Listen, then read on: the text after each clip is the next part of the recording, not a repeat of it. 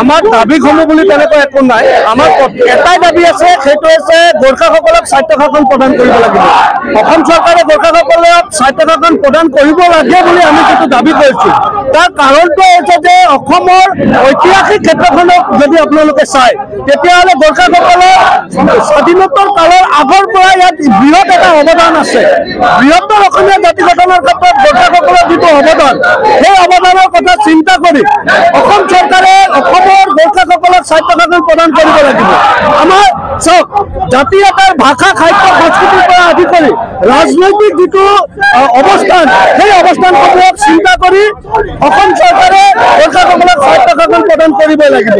আজি আমি আমাৰ ভাষা, সাহিত্য, সংস্কৃতিক আদি কৰি ৰাজনৈতিকভাৱে আমি বঞ্চিত হৈ আছো।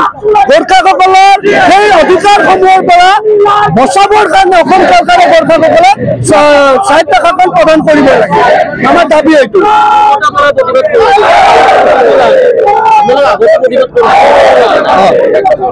আমি সঘনাই চাওক, সঘনাই আমি আন্দোলন কৰি আছো।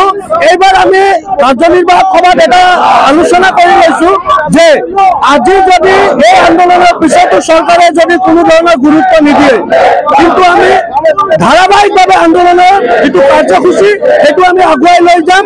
পৰৱৰ্তী দিনসমূহত ইয়াতকে জংগী আন্দোলনৰ কাৰ্যসূচী আমি হাতত ল'বলৈ বাধ্য হৈ যাম। গোৰ্খা জাতিৰ কাৰণে গোৰ্খা জাতিৰ সাংবিধানিক ৰক্ষা কবচ গোৰ্খা সাহিত্য শাসন সাহিত্য পৰিষদ আমি বিচাৰিছো। বিগত বহুত বছৰৰ পৰা আমাৰ আন্দোলন, আমি প্ৰতিবাদ আমি কৰি আছো, কিন্তু আমাৰ প্ৰতিবাদৰ ভাষাটো আমি অসম চৰকাৰে বুজা নাই। আমি গণতন্ত্ৰক বিশ্বাস কৰা মানুহ, গোৰ্খা ছাত্ৰ সন্থা গণতন্ত্ৰক বিশ্বাস কৰো। আমি জংগী হ'ব বিচৰা নাই। অসমৰ মুখ্যমন্ত্ৰী ডাঙৰীয়া তেখেতে অসমক সংগঠনৰ আন্দোলন বন্ধ হৈছে বুলি কয়, কিন্তু এইটো মিছা কথা। তেখেতে হিটলাৰী নীতিৰে দমন কৰিব বিচাৰিছে সংগঠন বিলাকক, কিন্তু আমি আজি এই মজিয়াৰ পৰা তেখেতক সংশোধন দিব বিচাৰিছো। গোৰ্খা ছাত্ৰ সন্থাই গণতন্ত্ৰক বিশ্বাস কৰে, সেইকাৰণে গণতান্ত্ৰিকভাৱে আমি আন্দোলন কৰি গৈ আছো। আমাক জংগী হ'ব নিদিব। আমাৰ এই আন্দোলনেই অন্তিম আন্দোলন হ'ব বুলি আমি বিবেচনা কৰিছো। আৰু অতি শীঘ্ৰে আমাৰ যিটো আন্দোলন, আমাৰ যিটো ভাষা, গণতান্ত্ৰিক ভাষাটো বুজি গোৰ্খা জাতি কেৱল মাত্ৰ তেখেতে ভাষাত মাত্ৰ তেখেতে খিলঞ্জীয়া গোৰ্খা তেখেতলোকক সকলো আমি মৰ্যাদা দিম বুলি ভাষাত গ'লে নহ'ব, তেখেতলোকে কাৰ্যকৰী কৰিব লাগিব। কেৱল মাত্ৰ মঞ্চত গোৰ্খাসকলৰ মঞ্চত আহি ভাষণ দিলে নহ'ব যে গোৰ্খা জাতি অসমৰ অংগাংগী বুলি ক'লে নহ'ব। তেখেতে বহুত বছৰৰ পৰা গোৰ্খা জাতিক গণহাক পঠন দিয়া নিচিনা তেখেতে কৰি আছে, কিন্তু এতিয়া সদৌ অসম গোৰ্খা ছাত্ৰ সন্থা জাগিছে। অতি শীঘ্ৰে গোৰ্খা জাতিক আৰু একো দিব নালাগে। কেৱল মাত্ৰ এটাই ডিমাণ্ড আমাৰ, গোৰ্খা সাহিত্য সাহিত্য পৰিষদ এয়া আমাক দিয়ক, তাৰ পাছত আমাক একোৱেই নালাগে।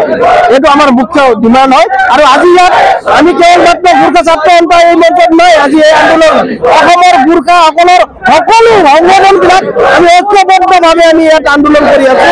আৰু এই আন্দোলন আমি নিৰবিচ্ছিন্নভাৱে আমি লৈ যাম। যদি আপুনি আন্দোলনৰ ভাষা, গণতান্ত্ৰিক আন্দোলনৰ ভাষা নুবুজে, জংগী আন্দোলন কিন্তু গোৰ্খা ছাত্ৰ সন্থাই গঢ়ি তুলিব। কিন্তু তেখেতে ভাবিব লাগিব, তেখেতৰ নিৰ্বাচনো সমাগত, কিন্তু 2026 আহি আছে।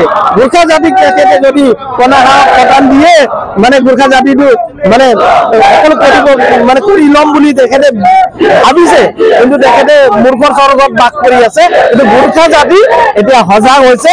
গোৰ্খা জাতিক তেখেতে এনে প্ৰলোভন দি যে থব নোৱাৰে, এইটো স্পষ্ট কথা আজি এই মঞ্চত তেখেতে